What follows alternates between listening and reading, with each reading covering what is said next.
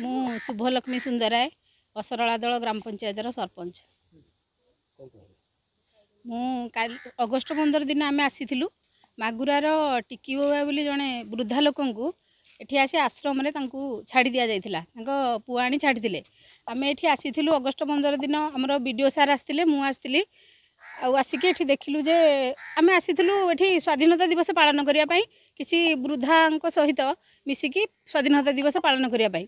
तापर कथबार्तार जहाँ जानलु मागुरार से जो जनक वृद्धा आसी से कहले मु मो घर को जावाक चाहूँगी मो पुओ बोहू पाखे रही से आम तापर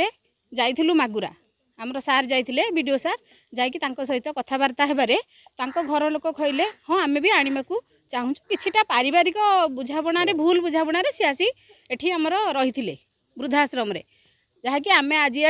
रविवार होता सत्वे भी आमर तहसिलदार सार जो अच्छा बीडीओ दायित्व से कहले ना मैडम आम आज जाकि तार समाधान करदेवा तापर आम आज आसीलु मागुरा जो आरिकीमा आसीलु आमर से वृद्धाश्रम को आसला परे से तांकर पुओ आ नाती भी आम सहित आसी आसिकी आसी से सो इच्छा आम जा पचारे से कहले हाँ आम भी जाकि आम माँ को सेठू आणिमु तापरे सी सब दायित्व नेबे एवं तांकर कौनसी आउ भूल बुझाबणा हेबनी घरे तांकर खाइबा पीवा सब दायित्व बुझीबे